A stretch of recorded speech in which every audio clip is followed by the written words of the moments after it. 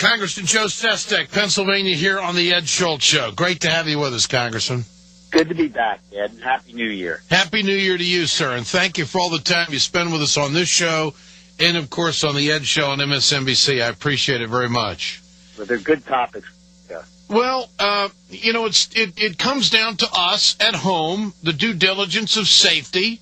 What do you think we are right now, Congressman? What's happening here, in your opinion? Well, Ed, I was stationed at the Pentagon when 9/11 happened, and at that moment, the world that we knew changed. We always liked away games. We loved our wars over there. And all of a sudden, we have a home game where a war can happen here. And so some things have to change. I think you said it very well. We know now that the adversary wants to use an airliner as a weapon against us. And we have to have the proper balance between individual privacy rights and, hey, everybody's getting on that for their public safety. And so I think that more than anything, we should be able to, in a very professional way, to use your term, to make sure people are safe. Look, war is dangerous. It is. We know it. But we don't have to have it be unsafe. I say that all the time. In the military, we know we sign up. And now how you're at home, we know we're in, so to speak, a zone that's different. But it doesn't have to be unsafe. Could be, they're out there at various trying to get here. And therefore, I believe that this Homeland Defense has to be paid even more attention to. And you know as well as I do, the Bush administration, 2 years after 9/11, had a report card and said they had D's, F's, and C's in almost all areas.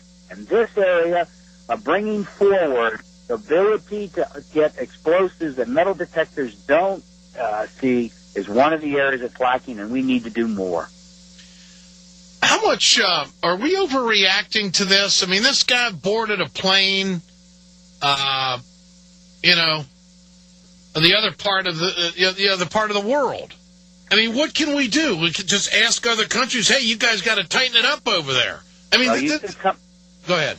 You said something very important there, is they still are coming from over there. And allies and friends are still vitally important to the homeland security of America. And the Bush administration absconded with that.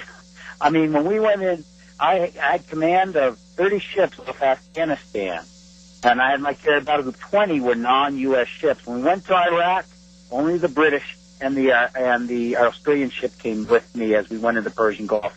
So their friends are important. But more than that, the whole way to approach warfare has changed. It's no longer how many ships. It's do you know? Do you have the information? And the interagency process is still not up to snuff to passing information to give us knowledge. That's where the key is. With allies, friends, and amongst our own culturally bent and wrongly to the older way of information sharing for knowledge. Congressman Joe Sestak with us here on the Ed Schultz Show. What do we do about al-Qaeda in Yemen? And they're in 70 countries, but all of a sudden Yemen is getting a lot more attention than it has in the past. What's your take?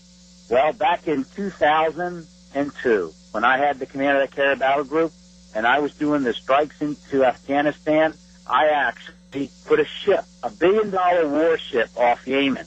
Sat it there for 4 months, ready because we knew a terrorist was in there to shoot a Tomahawk missile. But we finally, and this came out later, had an unmanned air vehicle that was able to see, get the knowledge, and get him because we couldn't see from that ship. We were waiting for a satellite to give us a targeting thing. So in short, and we've really been involved in Yemen and other places. And there's not a question that we're doing some of this information gathering. But we are finally beginning to have nations like Pakistan, as the Taliban got close to the 60 miles from Islamabad, Yemen, as the ruler there sees that, hey, he is at risk, turning these nations against a true global threat. It is consistent global effort, and that's why our military has to change. It's not buying how many ships or how many planes. It's can we get the knowledge and have the appropriate platform to a target. It's a whole different game, and we can't be being at it consistently. Look, we don't get credit when the dog doesn't bark. But that's what we have to do in warfare, is prevent the dog from barking. Congressman, does this make you rethink sending more troops to Afghanistan? Actually, it only re-emphasizes, I think, the president's courage in having a position that says, wait a moment.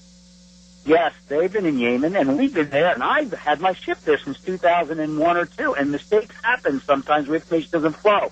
But to leave that safe haven, and a safe haven means they communicate when they want. They do what they want undisturbed. In Pakistan, where several hundred al-Qaeda and the very top leadership are, where they do the best of their wicked planning, where they have the resources financial to do it, no. I think this president, as long as he does get an exit strategy that measures the cost to see if it becomes more of the benefit so it's not open-ended, and gets Pakistan to continue up to North Waziristan in order to eradicate it because it threatens that state also, I think he's done the right thing, as long as he measures the cost versus the benefit for a viable exit when we must.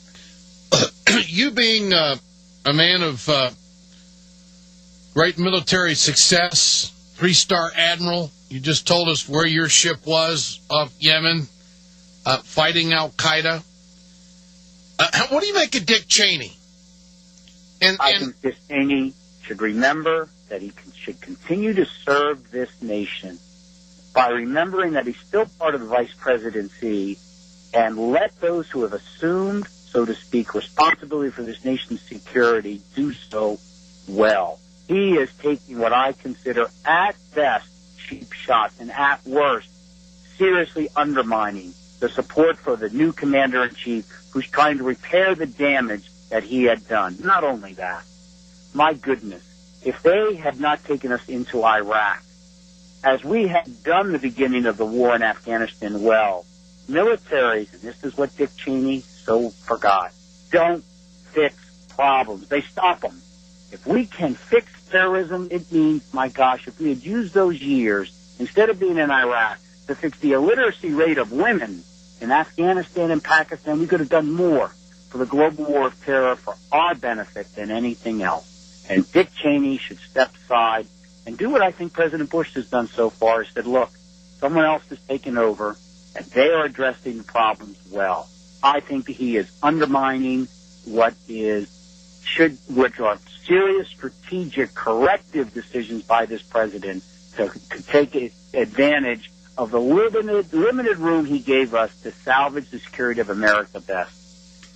Well, he clearly is trying to keep it in the political arena. The Republicans are trying to make national security the benchmark issue again in the midterm. At least that's how I view it. They've got nothing else. Your thoughts on that? I mean, political... Without a question. If as someone once said, and I can't remember exactly who it was, in regard to national security, the best politics with regard to national security is no politics. And I cannot stress that more, particularly by those who occupy the presidency and vice presidency. We haven't seen this type of side shooting that I can remember, at least in my lifetime. It doesn't serve ours well. Congressman, great to have you on. Always the best. Appreciate it. Thank you. Have a great new year. You too.